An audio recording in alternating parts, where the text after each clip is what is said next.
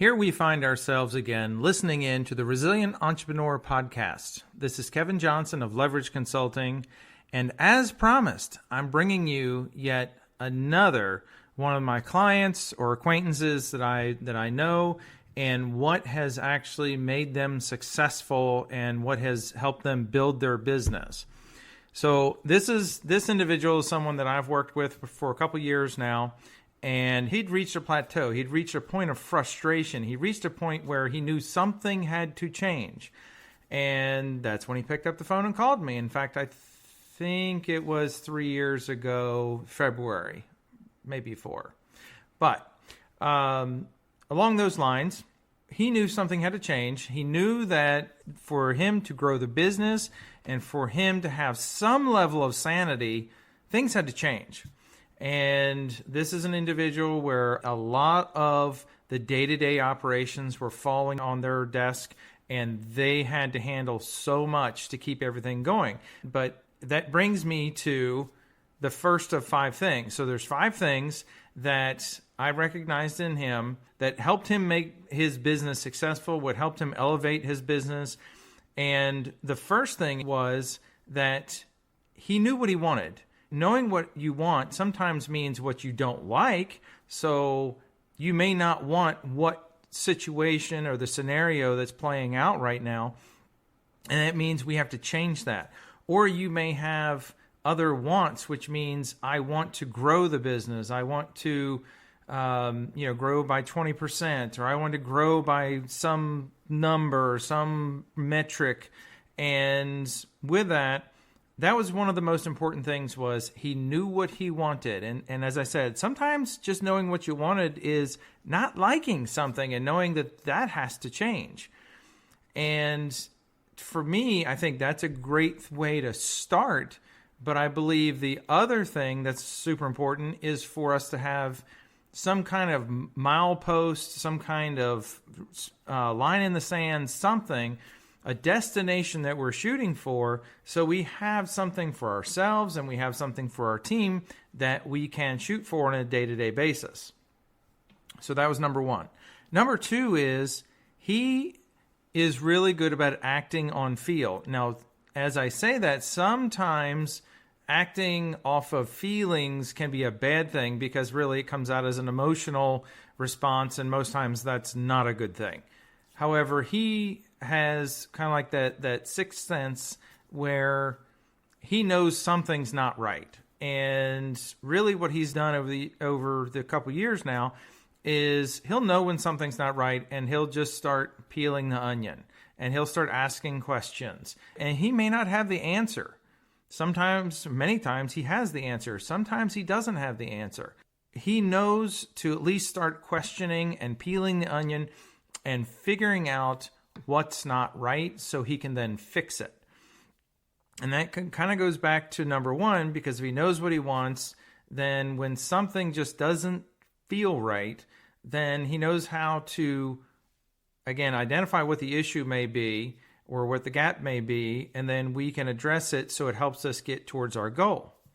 That was number 2. Number 3 is he has worked very hard to put the right people on the right seats of the bus.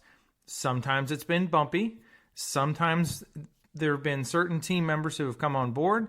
They've done really well, and they had a life cycle. They worked really, really well for a certain period of time, but maybe it was that their situation changed. Or there's another podcast I'm going to do later down the road. In fact, might be a completely different format that I do this in, but I think it'll be something that will be very telling, and something that I believe all of you will be able to grasp and technically see, because it's something I'm looking at doing as not just an audio podcast, but something that's more of a video. But there are times where our business continues to elevate, and we need the team members to elevate and continue with that.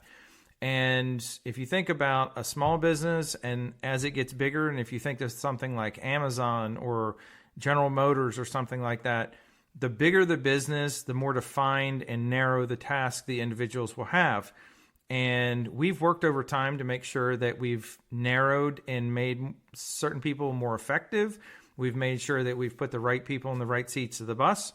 And that point number 3 right people on the right seats of the bus is one of the very key factors to ensure that the managers, leaders, owners can actually step out of the day-to-day and leverage themselves and grow the business. Because there's just as with the my example earlier with a smaller business moving up to a much larger business, the owners, leaders, managers' responsibilities also narrow, because at some point, unless you hire a dedicated sales team, it may be that no one's going out and finding new business. And that's just one example. So that was number 3. Number 4, he's also been big on servant leadership. And quite honestly, I don't even know if he would define it that way.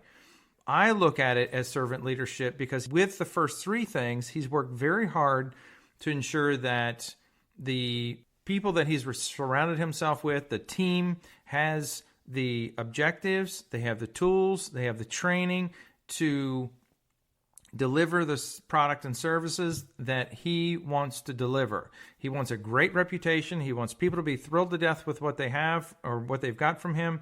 And he wants them to be so happy that they are his best form of marketing. And with that, if he takes care of the team takes care of the customers. So with this, again, the servant leadership from a top-down approach, we're really looking to train our team so they thoroughly understand their role and they know exactly what needs to be done. We give them the tools. So if there's things that will make them more efficient, more effective at their job, we give them those things. And then the most important thing is get out of their way. Because if we micromanage or if we stay in the trenches with them, we're likely going to hold them up. And if we don't give them enough rope, then they won't even know what they're capable of doing, and we will never know how capable they'll be. So that was number 4. Number 5 is he's been very good about reevaluating the progress that has been made and also reinventing. So even though, and this is what this whole podcast is going to get to, is in the couple of years that I've been working with him, and he would have done very well, and I know he's happy and thrilled with what we've done together. In that time frame, he's somewhere between tripled and quadrupled his business. By the end of 2021, he may have quadrupled his business, and that has only been because we've been able to reevaluate the progress that has been made, because once you make one change, that may have a ripple effect to other things. So for example, if you improve your new client process or you improve your sales process, that may put a strain on the operations side of your business or the administrative side of your business. And then once you clean up and fix the administrative side of things, then it may be that we create more capacity. And now we need to go back to the basics with our new client, new sales process and reinvent that again or refine it.